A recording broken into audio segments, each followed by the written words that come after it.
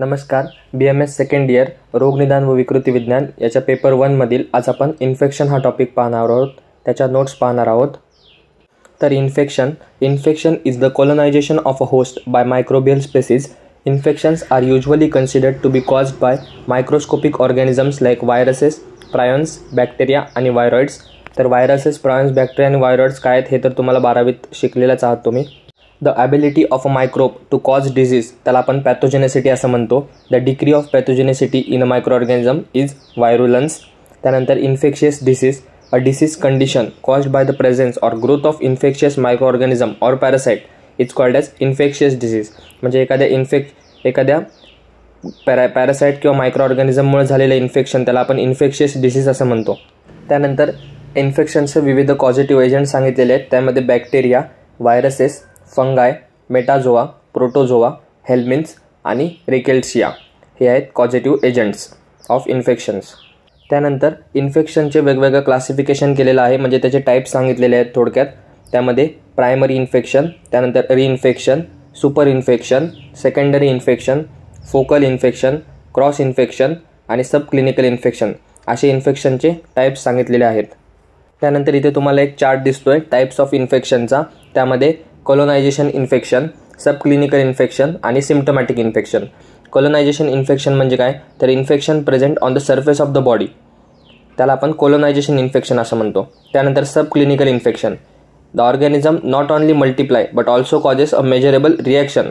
म्हणजे तो ऑर्गॅनिझम फक्त मल्टिप्लाय होत नाही तर आपल्या बॉडीवर रिॲक्शनसुद्धा दाखवतो, त्याला सब क्लिनिकल इन्फेक्शन असं म्हणतात. आणि थर्ड आहे सिम्प्टमॅटिक इन्फेक्शन. त्यानंतर इथे काही टर्म्स दिले आहेत, त्या आपण बघूया त्याचा अर्थ काय होतो. सुरुवातीला acute infection, the infection characterised by sudden onset, rapid progression and often with the severe symptoms, त्याला आपण ॲक्यूट इन्फेक्शन असं म्हणतो, ज्याचा सडन ऑनसेट असतो. आणि क्रॉनिक इन्फेक्शन म्हणजे the infection characterised by delayed onset and slow progression, म्हणजे खूप उशिराने किंवा कालांतराने चालू असतं आणि एकाच दिवशी ते इन्फेक्शन आपल्याला समजून येतं, त्याला क्रॉनिक इन्फेक्शन असं म्हणतात. थोडक्यात जर लक्षात ठेवायचं असेल तर ॲक्यूट म्हणजे लगेच व क्रॉनिक मग उशिराने असं लक्षात ठेवू शकता. त्यानंतर प्रायमरी आणि सेकंडरी इन्फेक्शन. प्रायमरी इन्फेक्शन म्हणजे infection that developed in and otherwise healthy individual. Healthy इंडिव्हिज्युअलमध्ये फर्स्ट टाइम जे इन्फेक्शन होतं त्याला प्रायमरी इन्फेक्शन असं म्हणतात. आणि सेकंडरी इन्फेक्शन म्हणजे infection that develops in an individual who is already infected with different pathogen. म्हणजे त्याला आधीच इन्फेक्शन झालेलं आहे व त्याला परत होतं, त्याला सेकंडरी इन्फेक्शन असं म्हणतात. नेक्स्ट आहे लोकलाइज्ड आणि systemic infection. Localised infection, the infection that is restricted to a specific location or a region within the body of the host. म्हणजे होस्टच्या बॉडीमध्ये एखाद्या स्पेसिफिक लोकेशन किंवा रिजन किंवा ऑर्गनला जे इन्फेक्शन होतं त्याला लोकलाइज्ड इन्फेक्शन असं म्हणतात.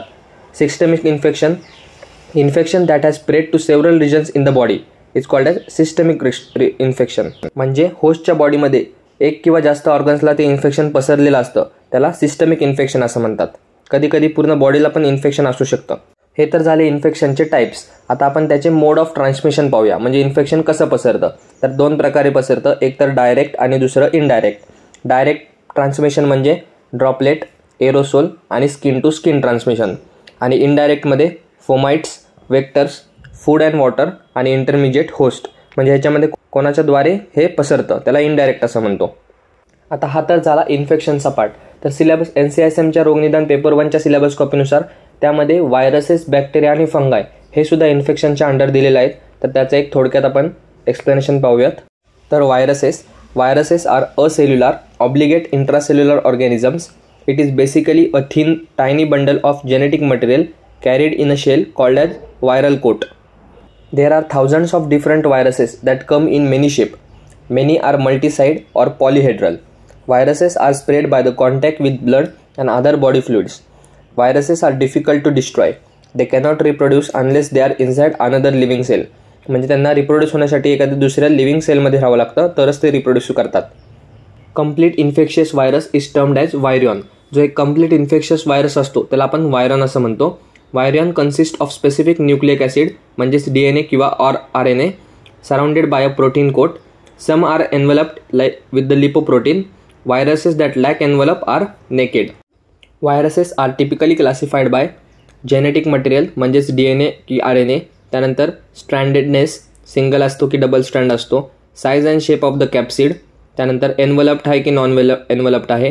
त्यानंतर त्याचं मेथड ऑफ रेप्लिकेशन.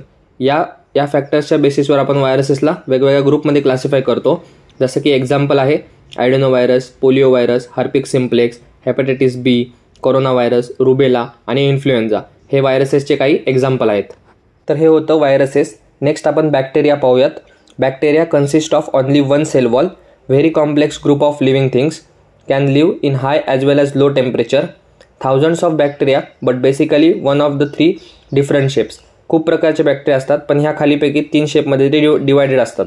जसं की रॉड किंवा स्टिक शेप, हेलिकल किंवा स्पायरल आणि little ball shape.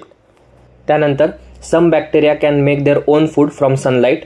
Some bacteria move by the means of long whip like structure called as flagella. Classification of Gram stain. Gram स्टेन 2 प्रकारचं असतं, ग्राम पॉझिटिव्ह बॅक्टेरिया आणि ग्राम negative bacteria. आता बॅक्टेरियाचे types, त्यामध्ये स्ट्रेप्टोकोकाय chain like असतं, स्टॅफिलोकोकाय क्लस्टरमध्ये असतं, डिप्लोकोकाय, मायक्रोकोकाय, फ्लॅजिलेटेड, बॅसिलाय म्हणजे रॉड शेप, स्पायरिला म्हणजे स्पायरल आणि स्पायरोचिट्स म्हणजे कॉमा शेप. तर हे होते बॅक्टेरियाचे काही टाईप्स. आता लास्ट पार्ट म्हणजे fungi. Fungi are more like animals than plants. Fungi cannot synthesise their own food like plants. Come in the variety of shapes and sizes and different types. ह्याचेसुद्धा variety of shape असतात, size आणि वेगवेगळे प्रकारसुद्धा असतात. Unicellular म्हणजे yeast as well as multicellular म्हणजे mushroom. All fungi are किमोहेट्रोट्रॉप्स.